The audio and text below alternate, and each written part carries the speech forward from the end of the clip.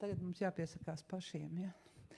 Labi, Talsu bibliotekā Māris Bērziņš, viņam kā dzīva ēna Vilis Lācis ar nākotnes kalēju un tā tirdītāja šajā reizē.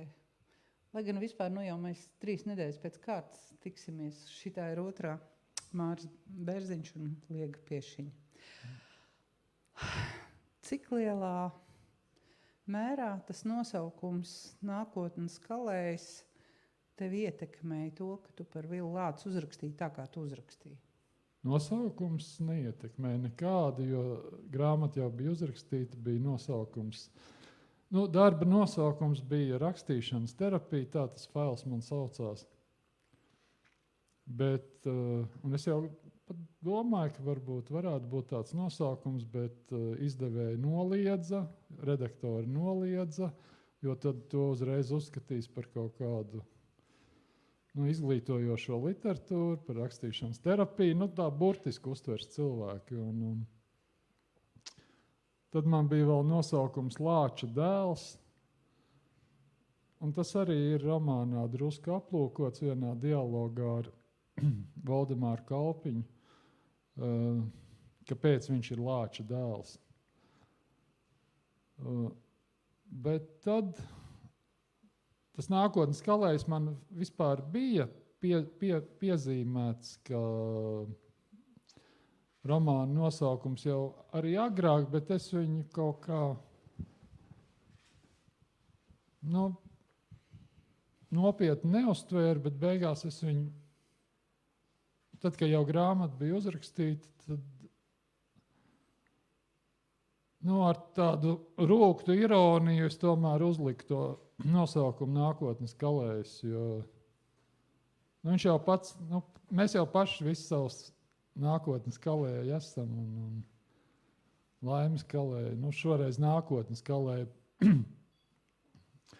Arī kaut kāda neliela atsauce uz viņa 42. gadā uzrakstīto stāstu nākotnes kalēji. Cik tu to uztvēri kā metaforu? Vai man par to maz būtu jādomā? Par to jau laikam literatūras zinātniekiem jādomā vai kritiķiem. Tā ir metafora. Nē, es tā ļoti vienkāršot, ka tā viņš to nākotni kala ļoti apzinīgi ar visu savu gribas spēku. Un kādu viņš izkala, tādu izkala. Un viņš jau arī dikti centās. Ja runājam tieši par literāro darbību, tad viņš ļoti daudz darba ieguldīja un ļoti centās, un tas nebija viegli. Viņš kala tā nopietni, mētiecīgi. Teiksim, atšķirībā no manis, kurš literatūrā ienāca arī tikai vēl vēlāk nekā Daci. Es tikai 40 gados sāku rakstīt. Bet vīrieši jau arī nobriest vēlāk, tas ir skaidrs. Tad jau iestarpini arī tādu par to, ka pēc 40 gados tev ir ļoti labs pamatojums, ka vispirms ir jānodrošina bet es nācu ar, man ir tas, ja man nebūtu kaut kādi citi ienākumi, jo es pēc izglītības esmu ekonomists, un tad diez vai es par varētu tā mierīgu sirdi rakstīt, ja es nebūtu visus savus ģimenes. Es esmu vienīgais vīrietis ģimenē, un tur mamma un sieva un meita un 2 kaķenes. Tās sievietes nodrošināt viņas man ir svarīgāk nekā kaut kā pašam izpausties. Un, varbūt tas tā ļoti skaisti skan, bet kāds labs vīrietis, vai ne? Bet, man tad miera nav, un tad man ir vainas sajūta. Lai ar vainu, kas ir latviešiem diezgan pazīstam, vainas sajūta. Un tad, lai ar to tiktu galā, tad tu dari to, kas, lai mazinātu šo te nebūšanu. Un tā kā ar to ir viss kārtībā, tad jau var arī parakstīt kaut ko. Nu jā, es arī sāku rakstīt vairāk kā spēli.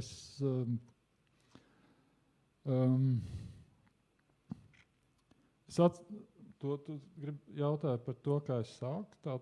Tu gribēji, lai es to pasaku? Nu, var, jā. Vienkārši kad man bija 40 gadi, es strādāju birojā un diezgan tādās eksaktās lietās.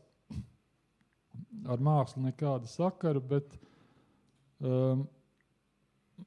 man jau iepriekš arī pirms tam jau vienmēr lika rakstīt atbildes uz vēstulēm, priekšnieks tur un vēl tur.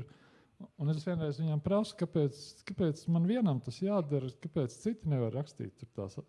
Viņš saka, viņš man paglājumā, viņš saka, tu vienīgais prot tā uzrakstīt, ka ir saprotami un cilvēcīgi tā, ka nav tā sausā birokrātiskā valoda, kur 3 reizes jāpārlās, lai saprastu vispār, kas. Un to jau es varbūt jūtu arī agrāk, bet es to tā īpaši neloloju jaunībā. Un tad jau 40 gados, tā bija arī tāda zināma 40 gadnieku krīze. Es biju izšķīries un es dzīvoju viens, bet vienmēr man ir bijušas kaut kāda vajadzība pēc mākslinieciskām izpausmēm. Vai kaut ko zīmēt, bet savu prieku pēc, ne jau tā publikai, bet un es tur ar akvareļiem tur ķēpājos, un tad man pēkšņi ienāca prātā viens sens gadījums ar manu draugu, un es uzrakstīju, es domāju, jāuzliek uz papīra, kā tas, vai man sanāktu. Tā interesanti to uzrakstīt, un es šo gadījumu uzrakstīju, kādas 4-5 lapas tur bija, un es iedevu izlasīt savai draudzenei, kur man tagad ir sieva, otrai sievai, un viņa teica, interesanti, kas tālāk? Es tā, nekas tālāk. Es vienkārši tā pamēģināju, kā ir. Viņa saka, ir ok, bet kas tur kaut kam tālāk jābūt? Un tad es uzrakstīju diezgan ātri uzreiz. Man nebija neviena stāsta, neviena raksta gala.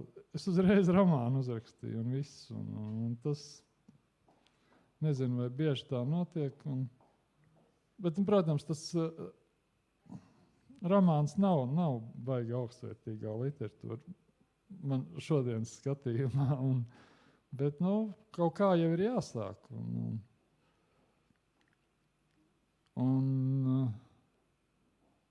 Ir 2 veidi. Varbūt nē, es domāju, ir 22 veidi rakstnieki, bet ir tā, ka bieži vien rakstnieks ar savu pirmo grāmatu uzreiz uzrunā lasītāju, kā piemēram Joņevs vai Kalnozols, jūs pašu novadnieks, kuram pirmā grāmata tik spoži, ka uzreiz viņš ir jau slavas zenītā, var teikt. Bet ir arī tādi, kur iesāk diezgan tā nemākulīgi, bet viņi centīgi, un tad viņi raksta vēl un mēģina. Un kaut kā viņiem, vajag vēl labāk kaut kā pamēģināt. Es no tiem esmu, kuram tad āķis lopā ir, bet tu jūti pats, ka tev, tad tu visādi, vienkārši tu darot to darbu, tu arī varbūt pamazām ar katru grāmatu,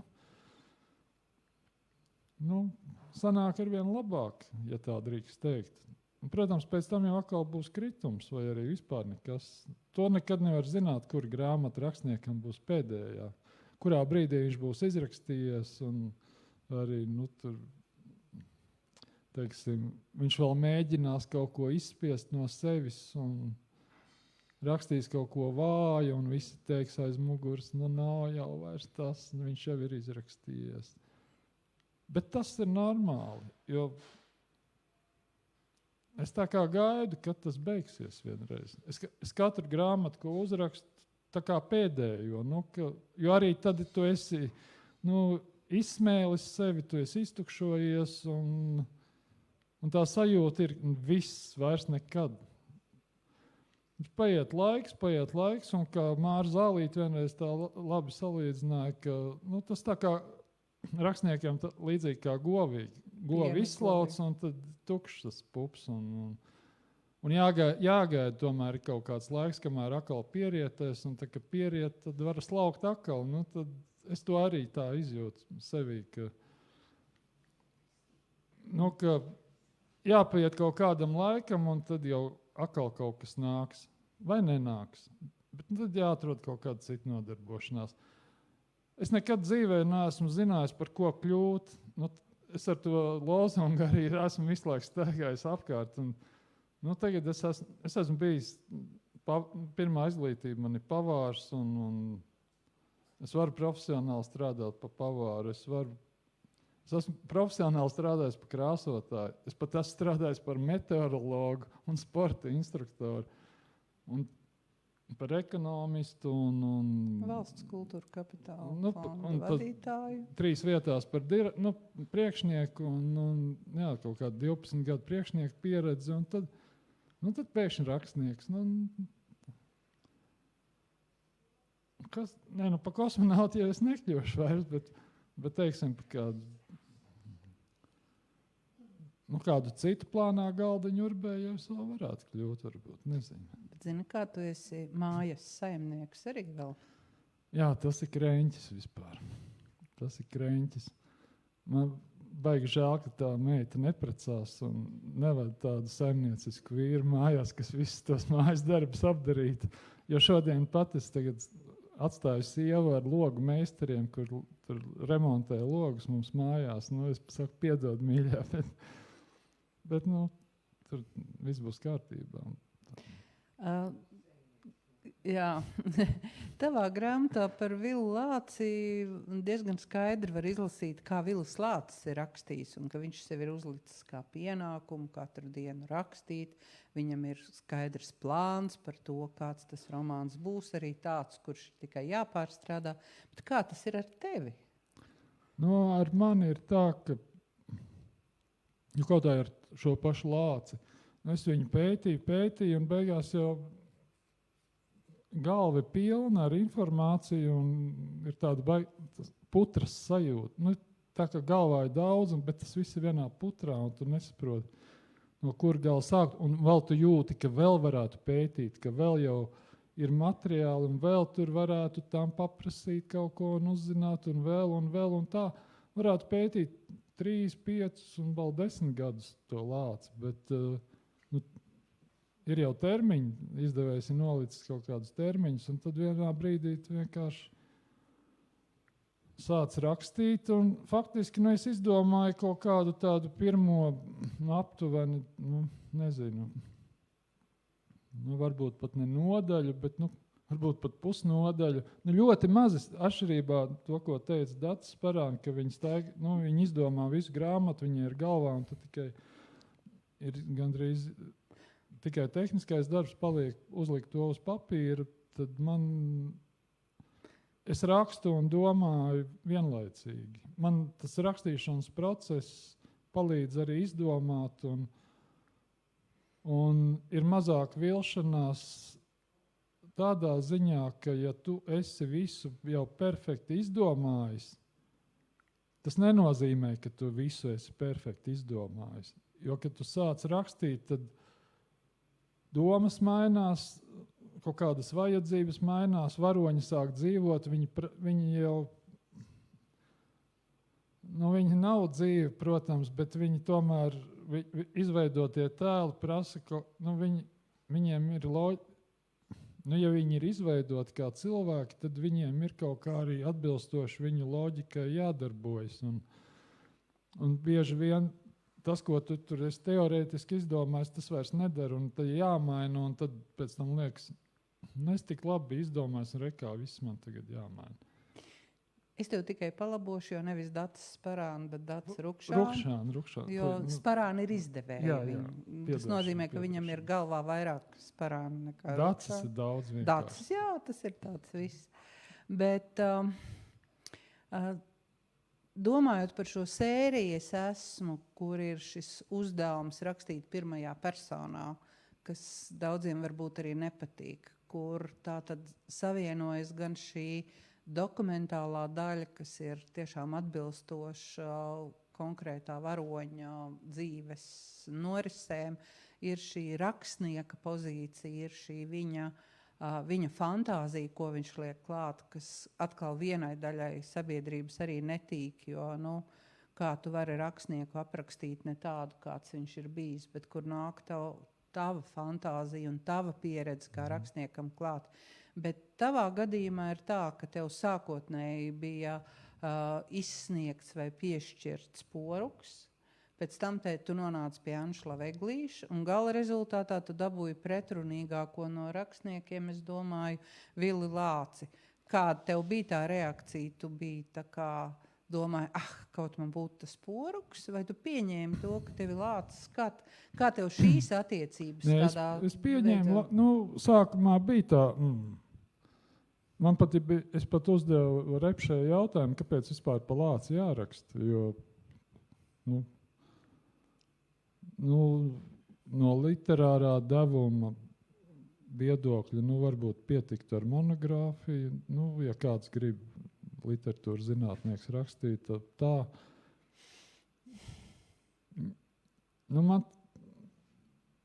Jo es Lāci nebiju lasījis pats. Es biju lasījis Ceļojumu uz Norietu pilsētu jaunībā. Man interesēja fantastika tajos, tur 12, 13 gadu vecumā, un tad es citu starpā uzzināju, ka Lācim arī ir viens fantastisks gabals, tad es to palasīju un vīlos, godīgi sakot, salīdzinājumā ar Šekliju, Bredberiju, Zīmovu un visiem pārējiem tā laika populārajiem fantastikas autoriem. Un tā man tas Lācis palika arī. Kaut kā skolā es ar kaut kā izšļūtu cauri ar Zvejnieku dēlu, pat neizlasījot, tikai filmu noskatījos. Bija, es nezinu, kā citiem ir bijis, bet man tie bija padomu laiki, un viss, kas bija padomu, tas bija slikts. Tā defaultā. Un Lācis, un viņš vēl pārrakstīs tos darbus, tad viņš vispār tur šitādas lietas taisa. Nē, kas? Komunists kaut kāds. Viena mīnusiņa. Viena mīnus, kāpēc, lai viņu lasītu. Un nebija uzticības arī padomi rakstniekiem lielas. Tieši tās paudzes. Jo ja tu redzi, ka tur tie komunisti tiek slavēti un darba tauta, viss tā propaganda, ko jau jūs paši labi ziniet. Ko tur lasīt vispār? Tas taču ir tā jau rakstīts kā nodeva esošai varai un vairāk, tiešām kaut kādu ārzemju literatūru lasīja. Vai arī tos autors, kas bija rakstījuši pirms 40. gada. Bet Lācim jau arī tas bija pirms 40. Bet viņš jau bija savu reputāciju samaitājis, un tas atstāja iespēju tomēr. Ja es savu reputāciju sabojāšu, diez vai man arī kāds lasīs. Ja es neesmu sev sabojājis. Tā. Nē, redzi, man liekas, ka neskatoties uz visu, tu esi uzrakstījis svina garšu, un pēc tā jau reputācija ir ļoti grūti sabojāt. Ja vienīgi cilvēki pilnīgi bez humora izjūtas, un tie paņem un sāk lasīt Gutenmorgenu. Ja tāda satiekas, tad varbūt, ka viņiem šķiet, ka reputācija... Lācis jau reputāciju nesabojāja literāru darbību. Viņš jau sabojāja politisku darbību. Tu esi iecerējis uz politiku? Nē, es pilnīgi neesmu iecerējis. Totāli neesmu. Un arī Lācis saprata, ka viņš kļūdījās. Bet, tāpēc jāmācās no citu kļūdām, ja spējam. Parasti jau tikai no savām mācāmies, bet šis ir piemērs, kur var mācīties no citu kļūdām. Vismaz rakstnieki.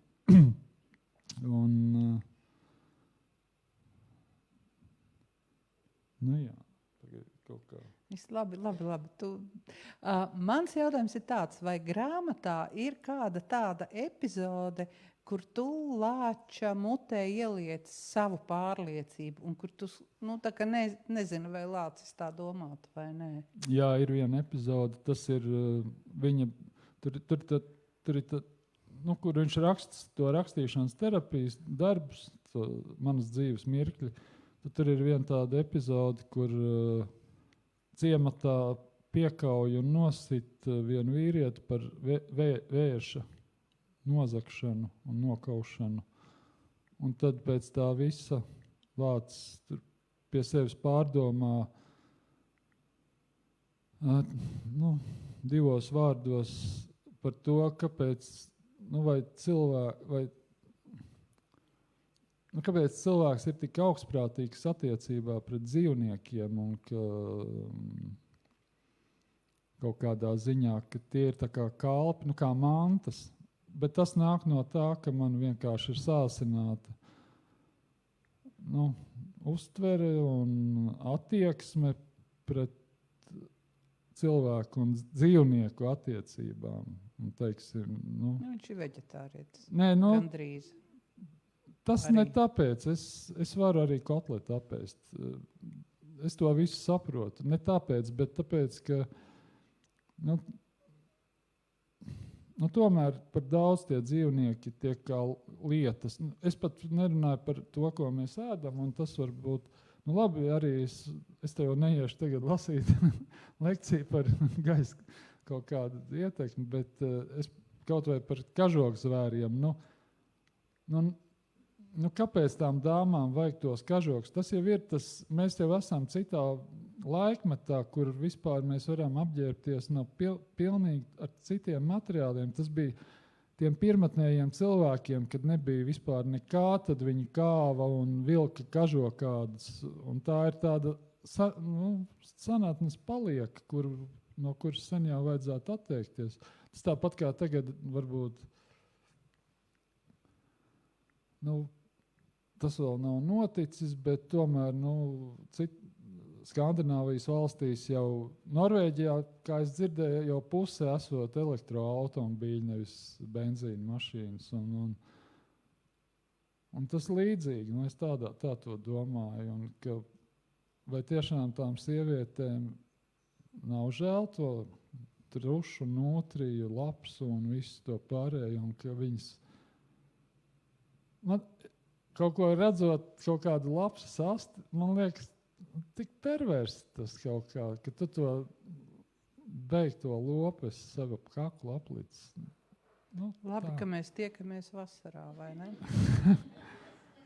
Tad nav neviena reālā pārmetuma. Nē, es jau saprotu, ka man var oponēt uzreiz, un kādam varbūt tas pat ļoti nepatīkam būs, jo viņam tieši skapī stāv kaut kas tāds.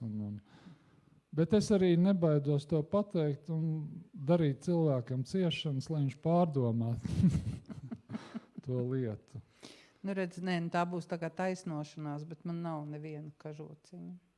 Labi, es tev apsveicu. Es tagad domāju, varbūt, ka es esmu kādreiz dzīvē kādu nobraukusi. Zini, cilvēks mainās, un es uz vecām kļūstu tāds, esmu kļuvis baigi jūtīgs un varbūt pat pārjūtīgs. Un es taču, kad man bija 30 gadi,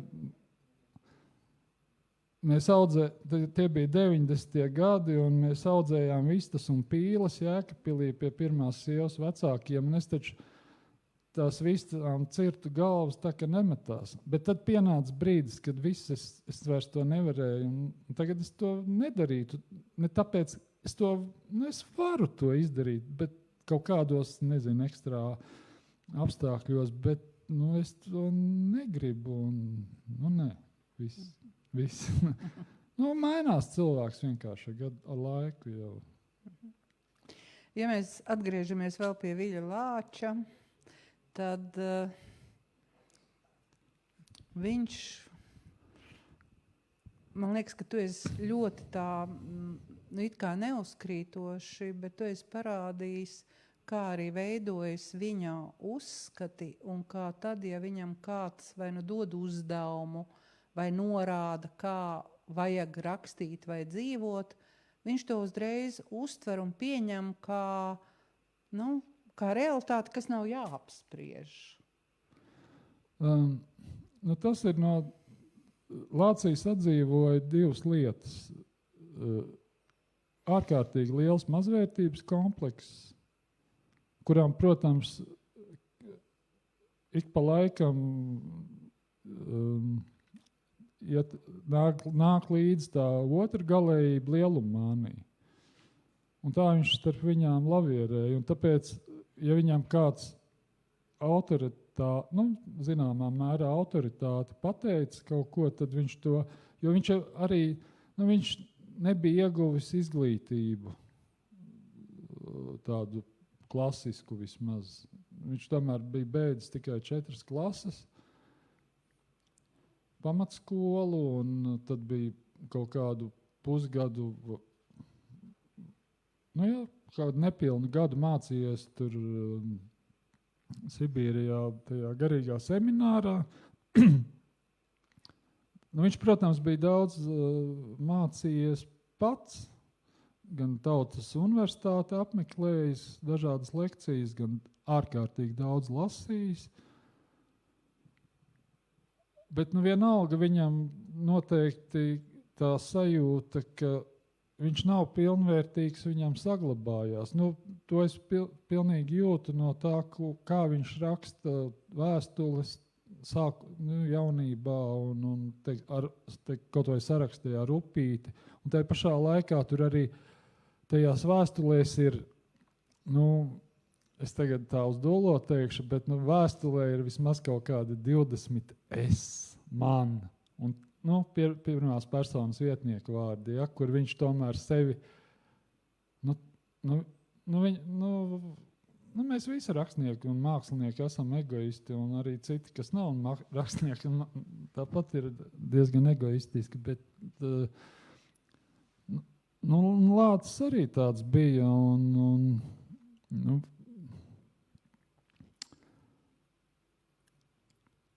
tas... un tas mazvērtības komplekss un arī tāda nedrošība, es to ļoti labi pazīstu, jo arī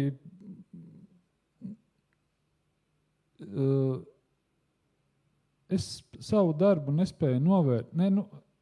Varu jau tādu puslīdz, bet tā tomēr nav droša sajūta. Es iedodu izlasīt.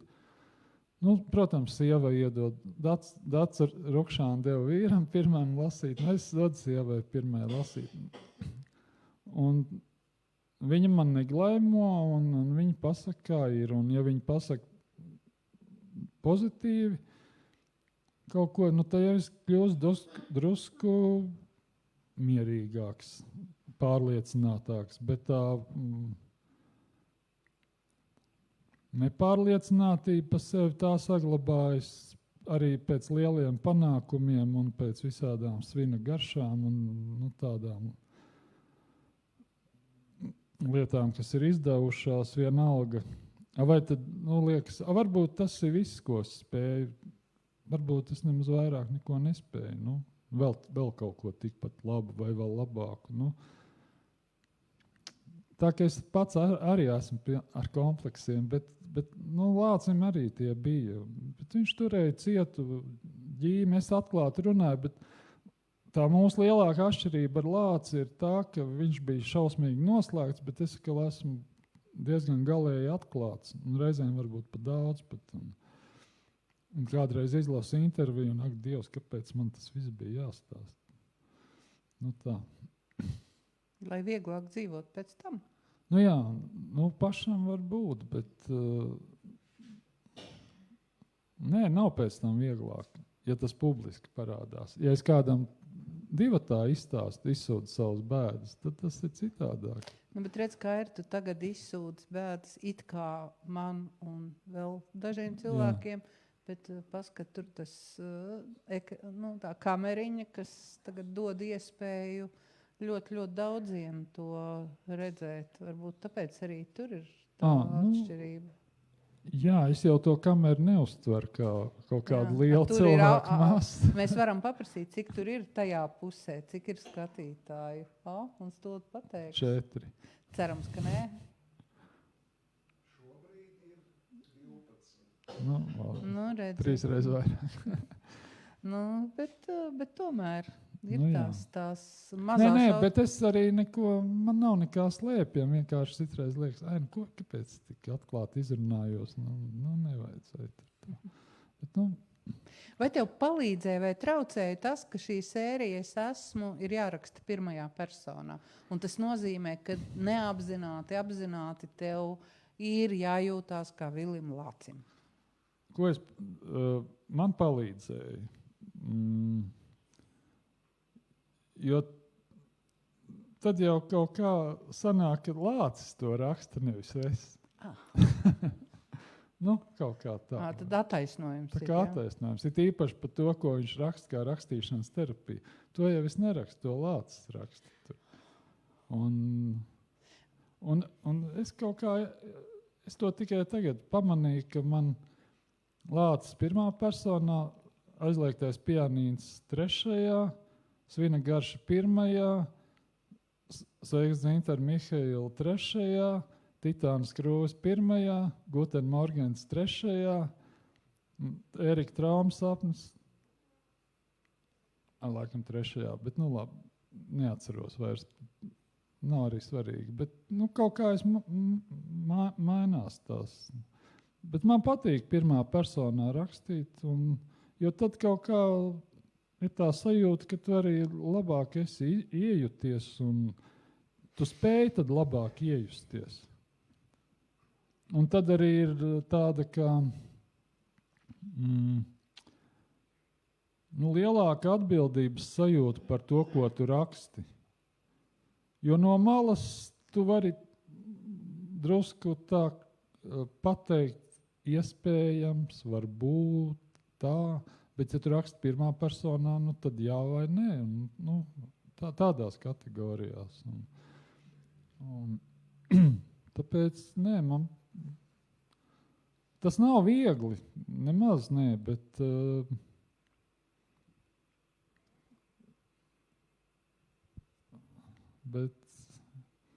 bet jā, man pirmā persona šajā gadījumā likās ļoti, ļoti labi. Un neskatoties uz rakstnieces, kur atteicās no Viļa Lāča, jo citai jau sākumā viņš bija uzticēts. Viņa man pēc tam privātā sarunā teica, ka viņa nespēja identificēties ar šo monstru. Es tā domāju, monstru. Labi. Kāpēc nē? Kāpēc aktieriem citreiz tādi monstri jāspēlē un tik ļaunas lomas ir, tik briesmīgas lietas uz ekrānu vai skatos jādara, ja? Kāpēc rakstnieks nevarētu? Jo rakstnieks jau kaut kādā, es tā izjūtu, ka līdzīgs darbs kā aktierim kaut kādā ziņā, jo arī jāiejūtās visos tajos tēlos, ko tu veido un tu ieej viņos un pēc tam laukā netiec.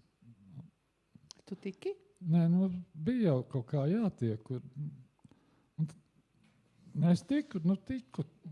Nē, bet katrā ziņā ir tā, ka es pa Lācu vēl joprojām domāju. Tik viegli viņš vaļā nelaiž.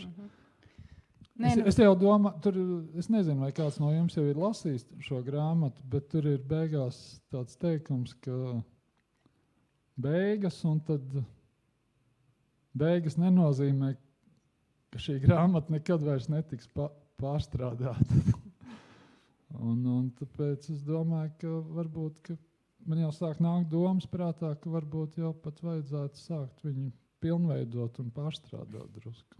Vai tas nozīmē, ka tev drusku tā kā tāds Lāča gēns par to, ka vajag pārrakstīt? Zini, Liega, ja tu zinātu, kā es viņā ar sirdi un dvēseli centos iejusties, tad nav brīnums, ka kāds gēns ir kaut kur atlidojis un manī iemājojis.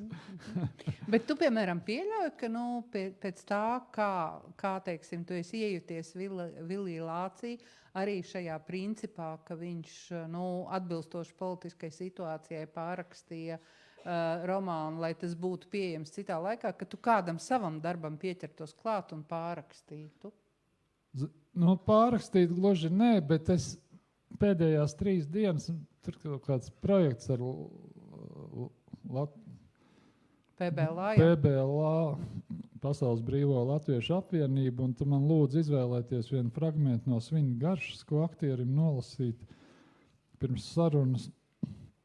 Un man to fragmentu jāizvēlas, bet no romāna, kurā katru gadu tur notiek kaut kas pilnīgi cits.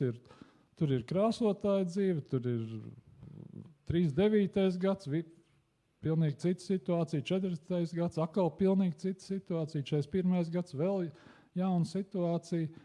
Un izvēlēties fragmentu, 3 dienas es to grāmatu šķirstīju krustu šķērs un atrast tādu kodolīgu fragmentu un tādu grūti, lai viņš arī pēc apjoma būtu tāds. Un kuru tad, vai tur to no beigām kaut kur jau, kur tās lielākās šausmas, vai no sākuma, kur tur tā kā vieglāk drusku. Un tad es atradu tur kļūdu, kurai visi redaktori, visi bija pagājuši garām, arī es tā skaitā. Tur vienā vietā, viņa nav būtiska, bet tur saka viens, bet īstenībā tas ir jāsaka citam cilvēkam. Kaut arī viņi tur blakus ir. Labi, tas. Tad es vēl kaut kur atradu, ka tur es varēju labāk izteikties, bet tādā tikai literārās pilnveidošanas ziņā.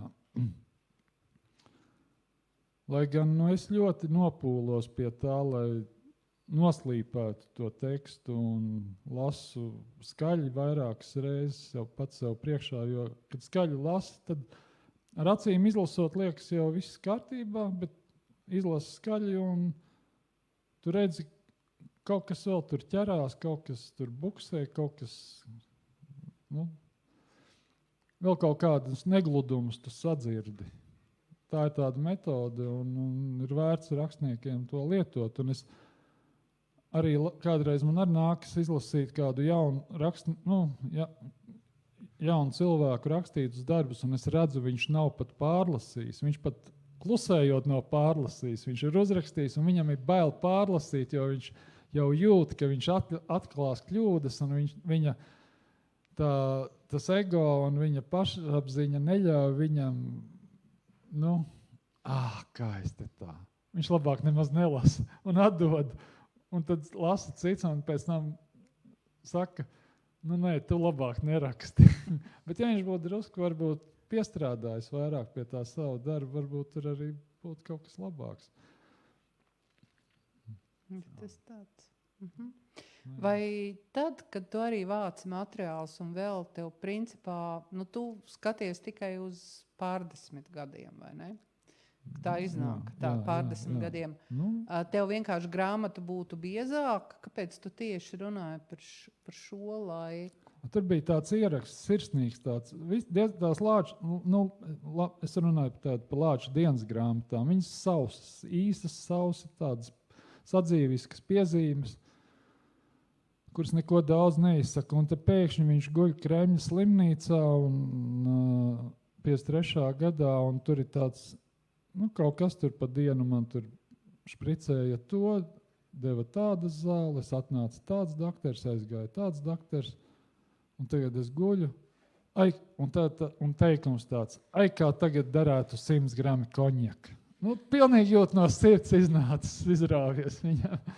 Es domāju, ar to jāsāk. Bet nav jau tā, ka tikai tur tie pārdesmit gadi, tie pēdējie gadi. Tur atmiņās ir, un vēl tajā arī tajā rakstīšanas terapijas darbā tur ir par viņu jaunību. Tev būtu biezāk grāmata? Man būtu. Es jau tagad iedomājos to. Es jau tev pa ceļam stāstīju, ko es varētu pierakstīt vēl klāt, bet tāpēc jāsāk tā grāmata būs pilnveidot un pierakstīt klāt varbūt. Bet, nezinu. Tas tā vairāk joka līmenī. Bet runājot par to, ko tu man to jautājumu šoreiz neuzdod, jo es zinu, Liegai ir tāda maniera, ka viņa nekad neuzdod viens un tos pašus jautājumus. Tas ir forši. Bet reizēm tu gaidi tieši to jautājumu, ko viņi ir iepriekš uzdevusi, bet uz kur tu neesi pilnīgi atbildējis. Un kurš tad tas ir? Un tas jautājums bija par to, vai rakstnieks var savienot rakstniecību ar darbību politikā. Un tad Salacgrīvā pirms nedēļas es kaut ko, laikam vienkārši pateicu, ka manuprāt nevar. Un arī es pats 2008. gadā aizgāju no darba. Mūs gan likvidēja, tas bija vienkārši. Bija viegli aiziet. Bet es arī jūtos ļoti atvieglots un vienkārši kaut kā pārkārtoju savu finanšu sistēmu, lai varu sēdēt mājās un tiešām tikai domāt par literatūru un nebūtu citi darbi jāstrādā, jo, tas paņem tas otrs paņem enerģiju. Vienalga, vai literatūra paņem enerģiju tam politiķim, vai politiķim, vai politiķim enerģiju atņem tas, ka viņš ir rakstījis iepriekšējā dienā kaut kā iedziļinājies savā literārajā darbā. Un beigās ne šis, ne tas var sanākt. Un man no tā bail ir. Un tāpēc labāk vienam. Un šai sakarā, un tas nav grāmatā, jo es to neapskatu, man vairs nebija spēka vienkārši. Es biju izpumpējies. Tā kā tas kaķītis, kur tur izžņauds, vēl pilīti, tā es sev šo pavasaru tā žņaudzīju līdz beigām. Un es neieliku Lāča 60. jubileju. Tas ir 64. gads. Viņš jau ir pēc vairākiem insultiem. Viņš ir tāds stīvs vīrs, kurš neko daudz kustēties nevar, daudz parunāt arī viņš nevar. Kā pēc insulta, jūs jau droši vien ziniet, kā tas mēdz būt. Bet kaut ko pateikt viņš var, un savā privātu mājā viņš pieņem viesus, un tad tiek saskandināts šampāniešu glāzes, un viņam tā kā kaut kas jāsaka, viņš pasaka 3 vārdus. Rakstniekam ir jāraksta. Tā ir viņa atziņa mūža nogalēt, pēc nepilniem 2 gadiem viņš mirst. Un neko jau viņš vairs nesaraksta, bet tā ir tā viņa atziņa, ka rakstniekam ir jāraksta. Ja viņš ir rakstnieks, tad viņam ir jāraksta, nevis jānodarbojas. Viņš nepabeidz to teikumu, bet es to tā uztveru, ka nevis jānodarbojas vēl ar politiku. Un viņš jau arī centās tikt no tiem visiem amatiem vaļā, bet kurš te viņu laidīs? Jo viņš tur ļoti labi iederējās. Tautā mīlēts rakstnieks un ļoti labs aizsaks visam tam, kas te notika. Viņš tā kā buferis. Viņš strādāja tā kā buferis starp tautu un padomu varu. Un kā Lācis? Viņš tā zvejnieka dēls, viss. Labi, kā ir, tā ir. Viņš jau neko nespēja, tur jau tie citi. Tā viņš tā bufere, tā mīkstināja to. Un sabeidza savu veselību. Jā, to es vairāk saistu ar to, ka viņš labi, dzīvesveids tas viens, nevisai veselīgs. Es pat brīnos, tas arī mums ļoti pretēji. Viņš gandrīz nekur nestaigāja, izņemot jaunību. Es atkal bez staigāšanas vispār nevaru neko uzrakstīt. Es jau smējos, saku, tā ir kaiminamā domāšana, bet īstenībā ir tā, ka tās ķermeņa kustības, to jau zinātnieki ir izpētījuši.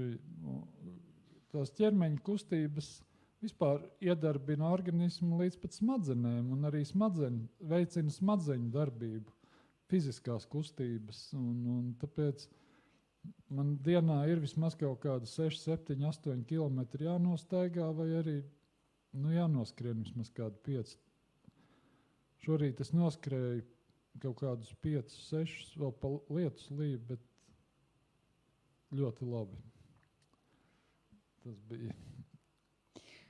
Tāpēc tāds runīgs šodien. Ne, bet ļoti labi. Bet mēs tieši tajā starplaikā arī pieminējām Francisku Goju par to, ka viņš savos darbos pirms gadsimtiem ir gan atainojis kara šausmas un tādas neglītās ainas, gan arī gleznojis karaļa ģimenes un vēl, bet šīm karaļa ģimenēm vienmēr bija tāda ēna, kuru varēja just, ka viņam ir arī cits šis viedoklis. Bet attiecībā par Vili Lāci mēs viņam vienmēr pārmetam to, un es domāju, ka arī pamatot šo konformismu. Kā ir, vai tā nav izvērtusies principā par galveno tēmu tajā romānā?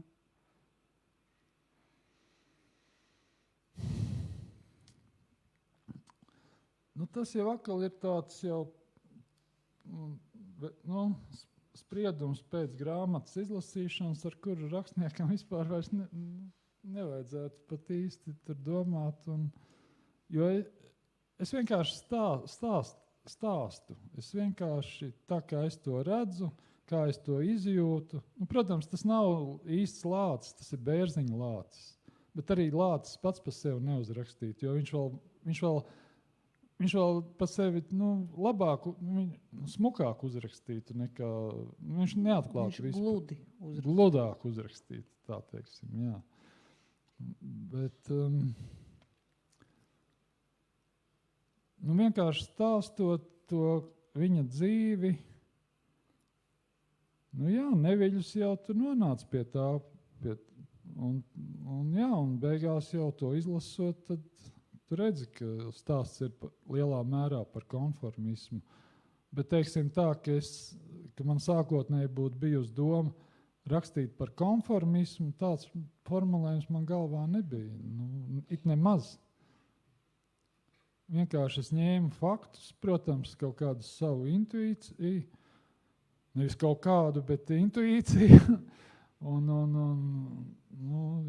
iztēli. Man bija metodi, kā tur to. Kādreiz būs jāpadomā, varbūt jāapraksta tā metode. 2 vārdos ir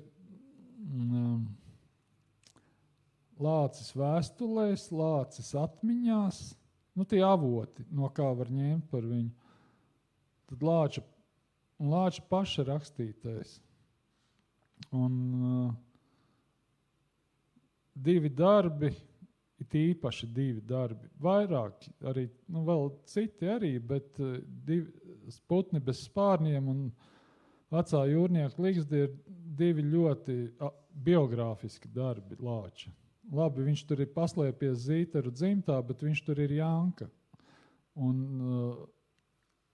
Putnos bez spārniem viņš ir Valdis Vītols, un tas ir Lācis īstenībā.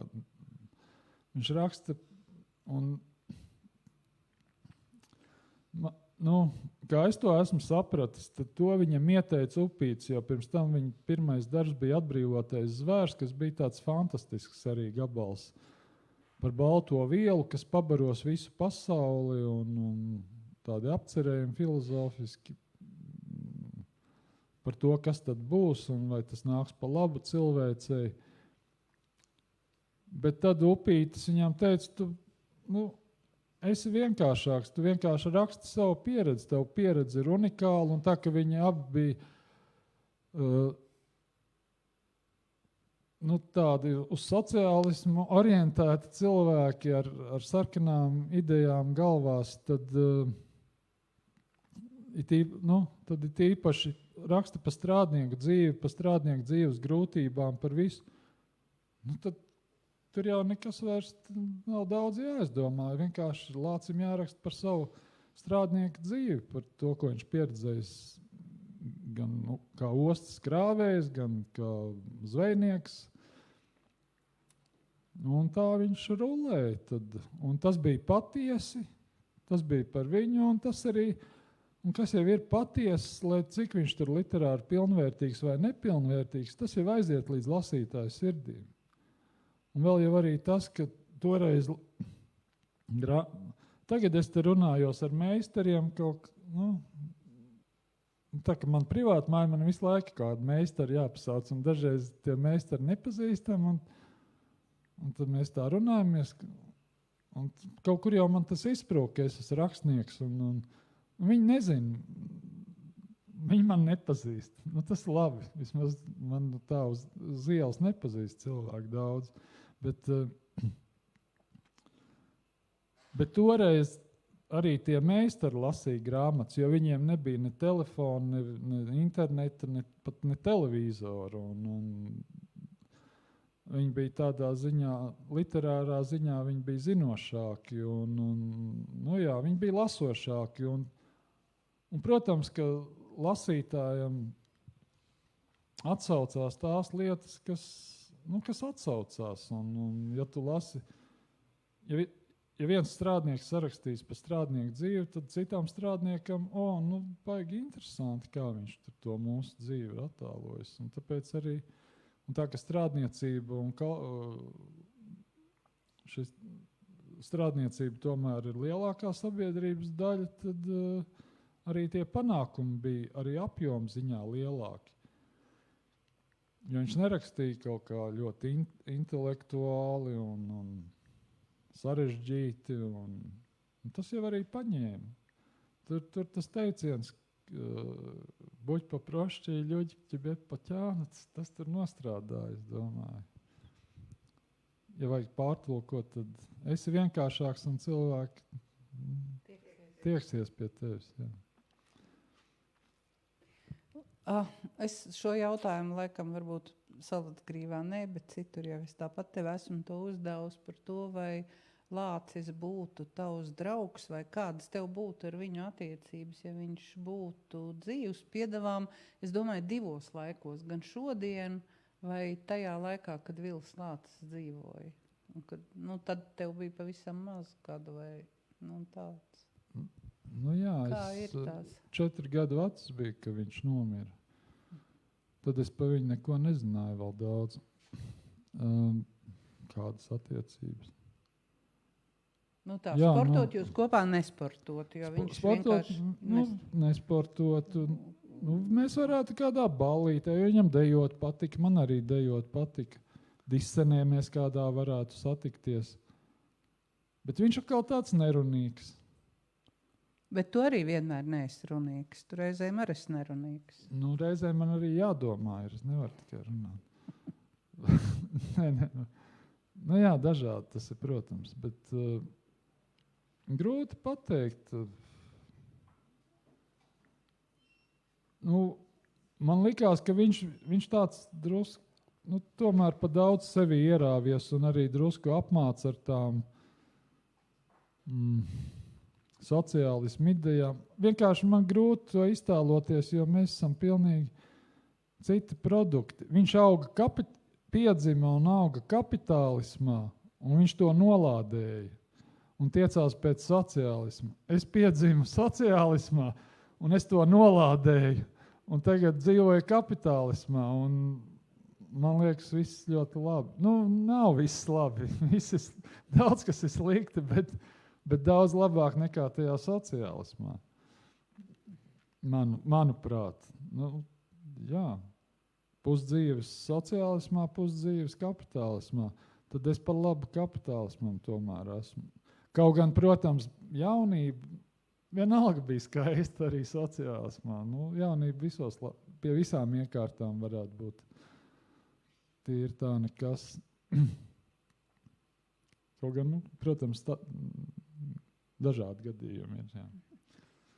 Vai tas, kad tu rakstīji par Vili Lāci, tev kaut kas ierobežoja? Piemēram, tagad jau, kad grāmata ir iznākusi, tad viena no tām mazmeitām tur tā dikti šūmējas un stāstu mēģina attaisnot Viļa Lāča tos politiskos gājienus par to, ka nav kā saka, saknes izpētītas, ar viņu nav runāts, vai vēl viss. Ko tad?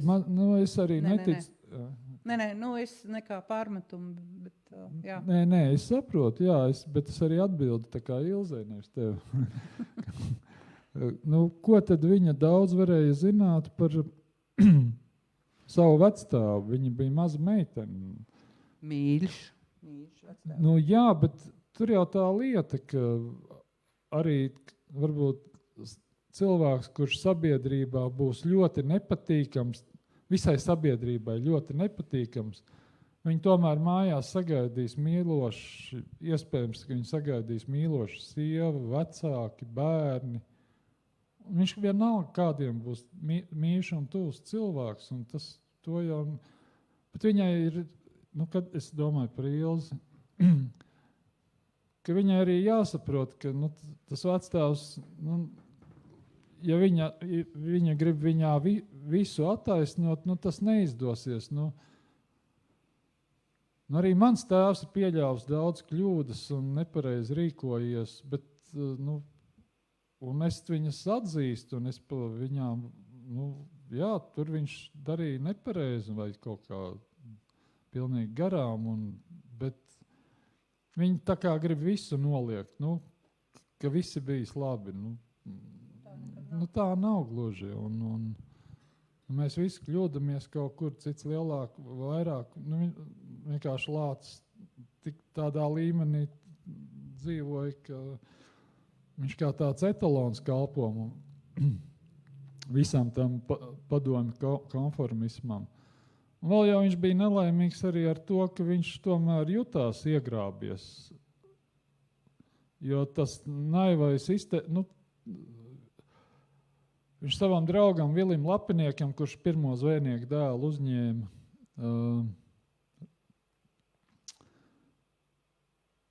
kad 40. gadā ienāca Krievi, tad tas Vilis prasīja viņam, kas tagad būs, un vai nebūs baigi slikti, un Lācis, nē, pie mums būs pavisam citādāk, mēs viņiem visai pārējai savienībai aiziesim priekšā, mums taču ir pavisam cits līmenis, viņš tādās naivās ilūzijās arī drusku dzīvoja. Varbūt viņš arī bija no tiem padomju čekistiem apmānīts, un viņš bija drusku varbūt lēticīgs,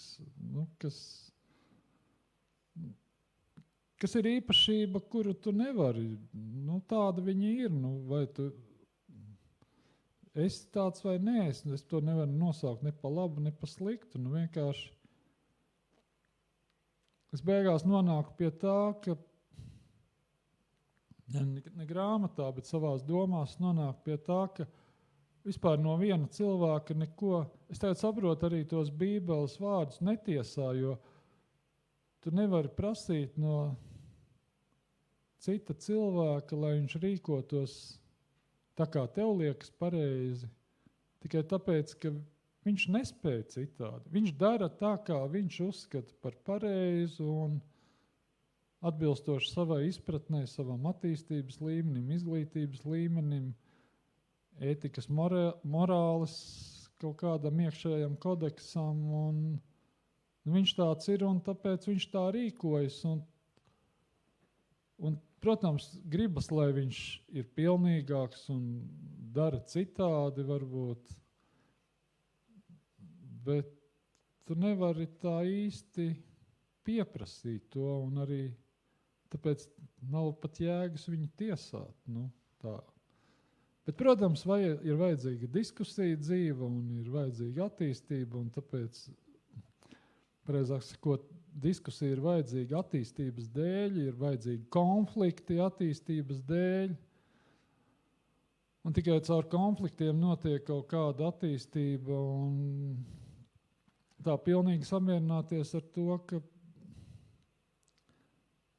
kā tāds budists, kurš tikai apcer savu nabu vai kaut kā tā, un ir mierā ar visu,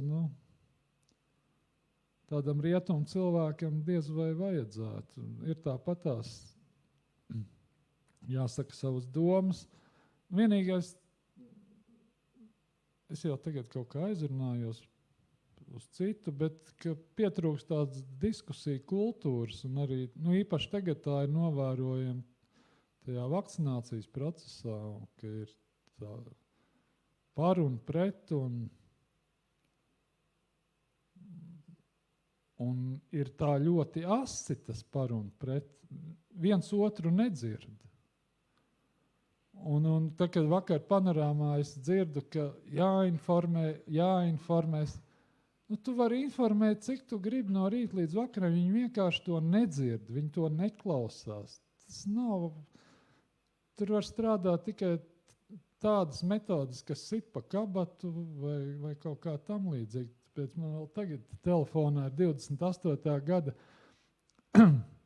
izdots veselības pārvaldes rīkojums, ka tiem, kas izvairīsies no baku potēšanas pret bakām, draud cietumsods. Un kas nebūs nokārtojuši visus nepieciešamos tos certifikātus mūsdienu valodā runājot, tiem arī draud naudas sods līdz 50 latiem.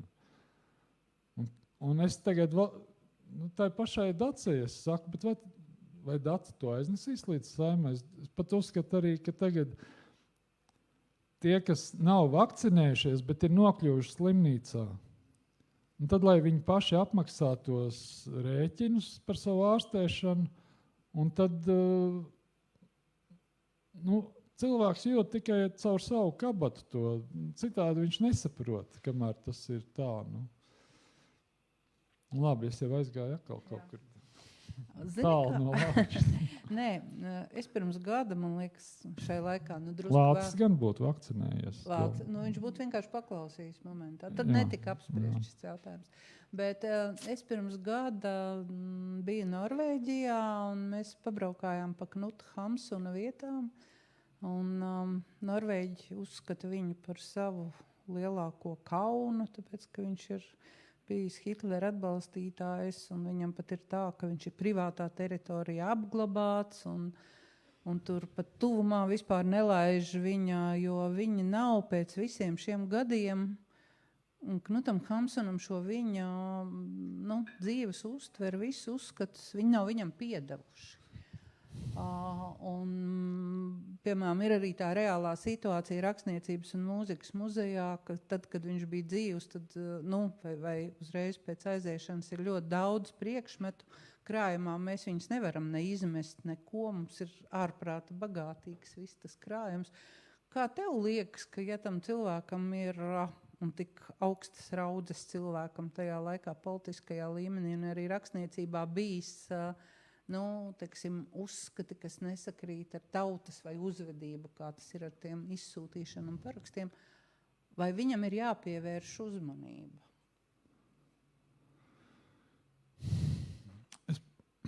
Man liekas, pārpratums ir gan Norvēģijā, gan Latvijā. Pirmkārt, jau Hamsuns jau neieņēma amatus nekādus. Viņš tikai, protams, tas nebija prātīgi no viņa puses, bet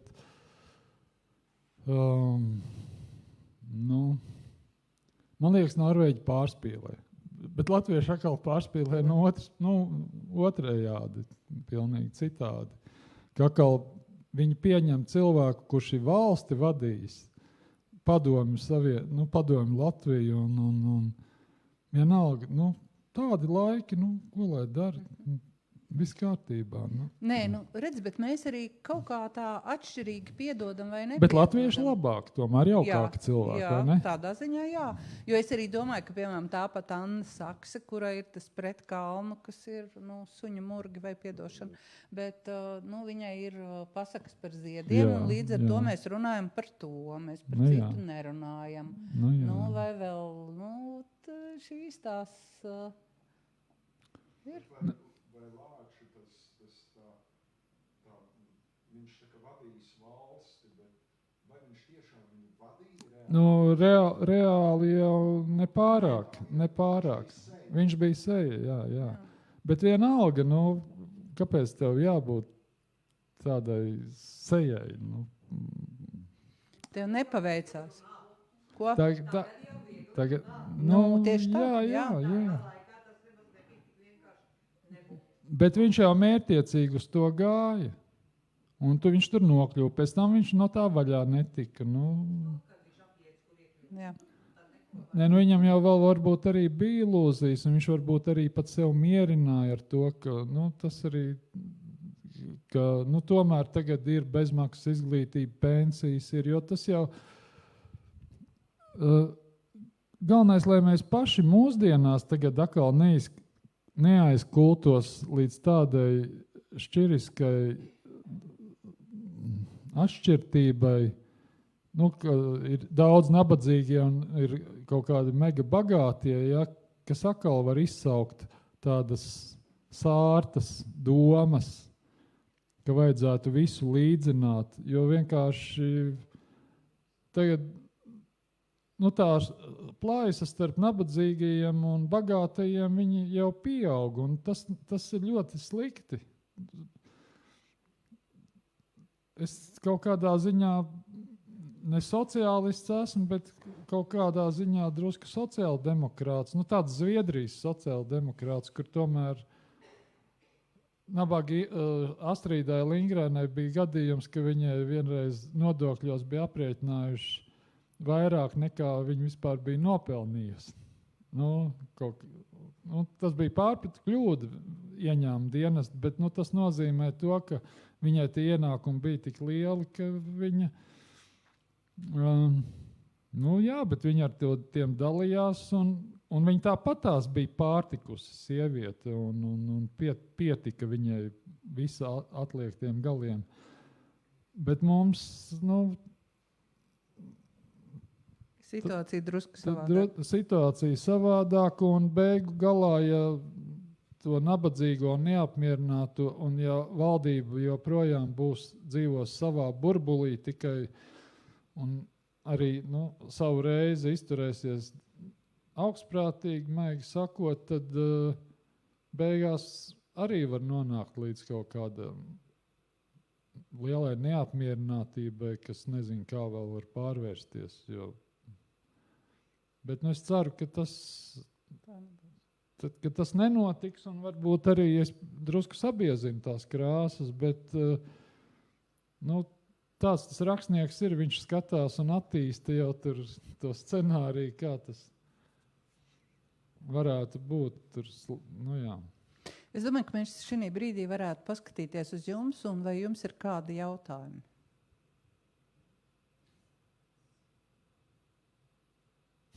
Droši. Man patīk uz jautājumiem atbildēt. Mēģinu prātā noformulēt. Bet, grāmatā izlasot Vilu Lāci, viņš vairāk, viņš arī droši vien dzīvē tāds bija, viņš plūda pa straumu. Bet grāmatā ir viena vieta, kur viņš, man tā šķita vismaz, tā ļoti demonizējās, kur viņš atcerās par Beņamiņu, un ka viņu tur izsūtījis, bet ka viņa to ir pelnījusi, un tā vieta. Tur, man liekas, viņš tas viņa kaut kāds nezinu, ļaunums vai Es to sauktu par tādu lielu nepatiku vienkārši, jo Beņamiņa var nebija nekāds eņģelītis. Viņi pazemoja cilvēkus, un Lācim atkal, viņa ētikas tajā kodeksā, tādi gājieni, kādus taisīja Beņamiņu pret saviem padotajiem, negāja krastā. Viņi, kā es tā sapratu, esmu par Beņamiņu interesējoties, nepatīkam, nejauka sieviete var bieži vien. Un turpat, ja ne gluži atriebība, bet kaut kas tam līdzīgs. To es tā to redzu. Tāpēc jau arī es saku, ka tas ir Bērziņa Lācis, jo es tā to redzu, ka viņš reāli, viņam nepatika, viņam ritīgi nepatika. Tas arī kaut kur parādās, vai tas? Tas man izriet no tām situācijām, jo viņš arī ir kaut kur pieminējis par to, kā tur kaut kādā ballē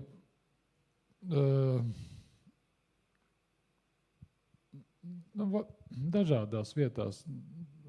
Viņi pazemo tos savus darbiniekus, kaut kā izsmēja un tā, un tas Lācim ļoti nepatīk.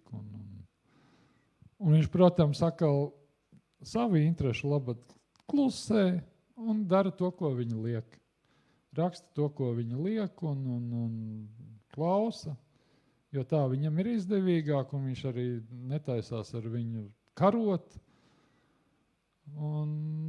Bet klusībā viņš tur to nepatiku un beigās līdz pienāk brīdis, ka tu vari no šīs nepatīkamās sievietes ļoti viegli atbrīvoties. Lai arī cik it kā mēs taču kopā bijām, es taču tavus darbus izdevu visu, bet viņš nejūtas pateicīgs un es kā autors to varu saprast, jo izdevējs jau pelna ar tavu darbu. Un iespējams viņi nopelnīja vairāk nekā Lācis saņēma. Nu, tā. Tā, ka tur tā nepatika, man liekas, varētu būt ļoti pamatot. Es uzskatu, ka viņi ir pamatot. Jā, bet ja mums kāds nepatīk, tas nenozīmē, ka mēs, labi, tad tas konformisms arī viss iznāk ārā. Labi, tur jau kopā saslēdzas vairāki momenti, ka pirmkārt, varbūt Lācis pats nebija ierosinājis Benjamiņu izsūtīt, bet to jau tur citi vīri vadīja to, un ne jau Lācis vispār kādu, it īpaši tajā 40. gadā, ne jau viņš pats, tagad vajadzētu to un to izsūtīt. Viņam nesaka klāt parakstīt. Un pie daža viņš teica, kāpēc viņu, jā, bet vienalga parakstīja. Citur, jā, šito, jā. Tā apmēram. Jo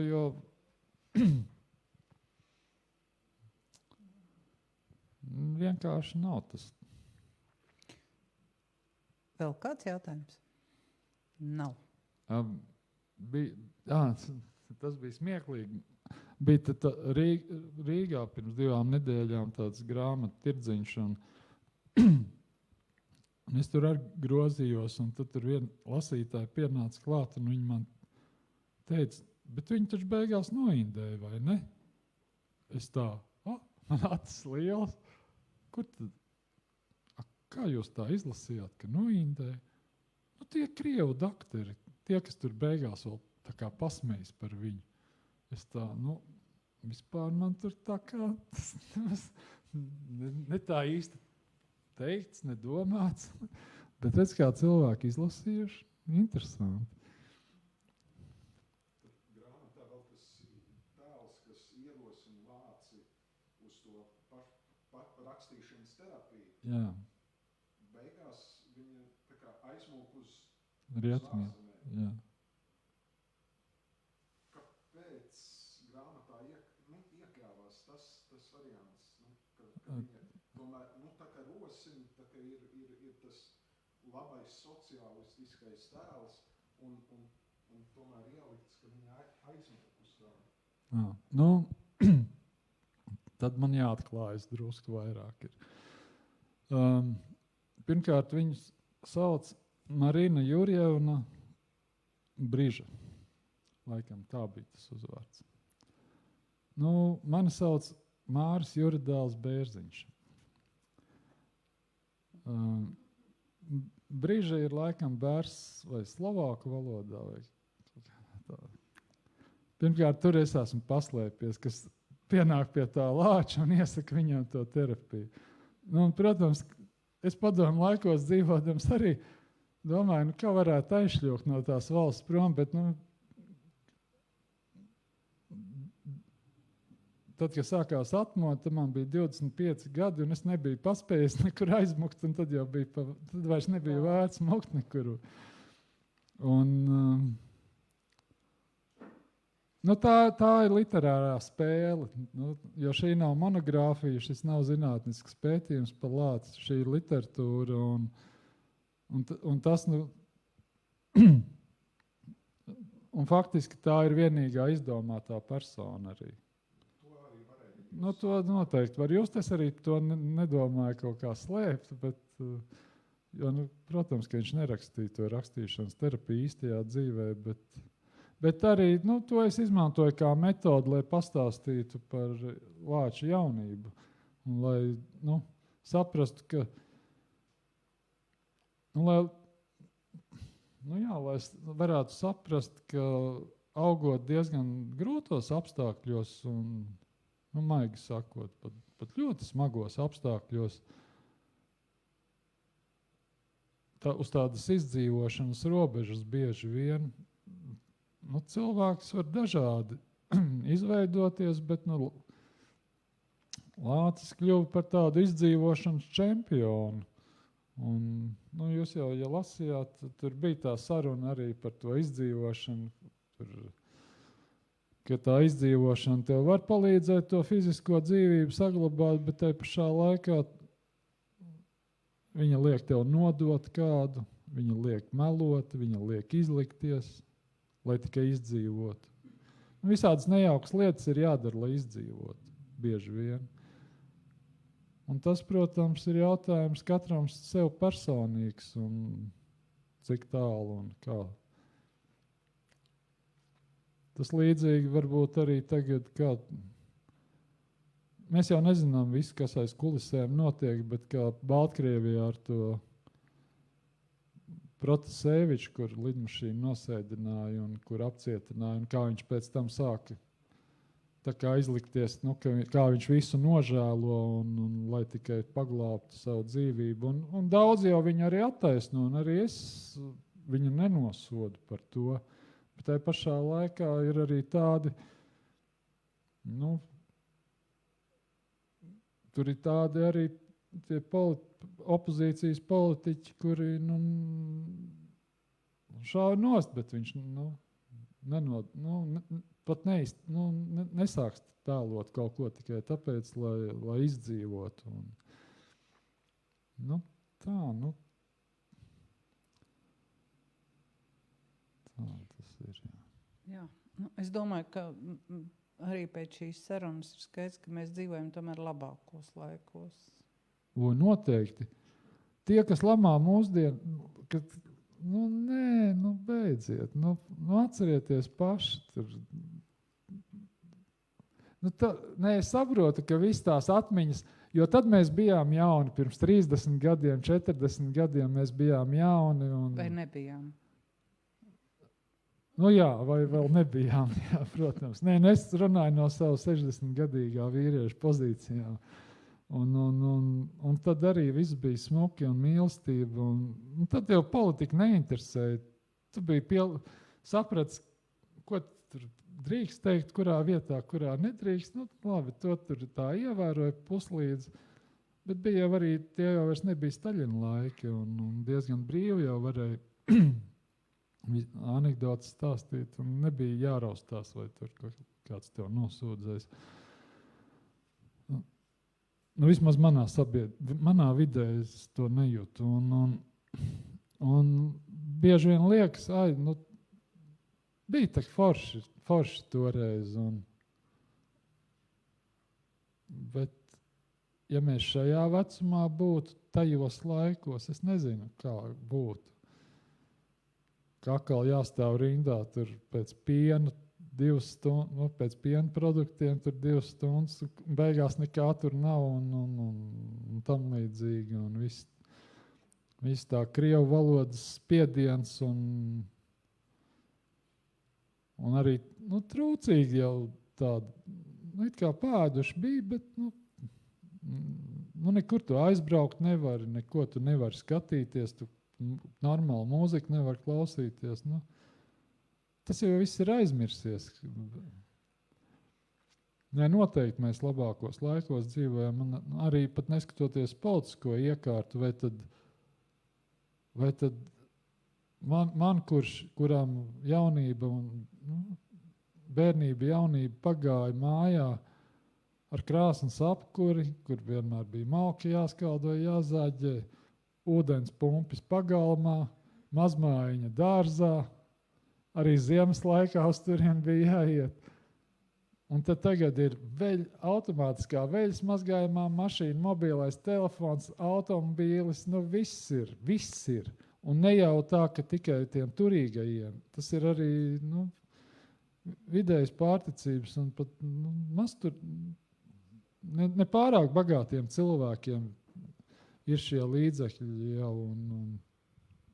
Tādā ziņā tā mūsu dzīves komforts ir audzis. Mēs varbūt to vairs nenovērtējam. Jo tas pēc budismu tā arī ir, jo kad cilvēks patiesi laimīgs var būt tikai, labi, to es neteikšu, bet šie te materiālie ieguvumi augstākais 2 mēneši, augstākais mēnesis varbūt pat tu priecājies tur par to savu jauno mašīnu vai tur kaut kādu jaunieguvumu, un pēc tam tas pazūd, un tu atkal var būt nelaimīgs normāli. Un atkal lamāt visus, un cik slikti viss ir. Kaut arī tev tur ir baigi launā mašīna, un māja tev ir, un viss, un tu vienalga teiks, visi slikti, tā valdība ir stulba, un tā. Bet, lai nokļūtu Viļa Lāča pasaulē, tad Māra Bērziņa nākotnes skalēs ir jālasa. Un šajā brīdī mēs tad arī sakām paldies. Pagaid, lai nokļūtu kura pasaulē? Viļa Lāča. Pareizi. Es pārkāpu. Tāds. Labi. Tad paldies. Paldies.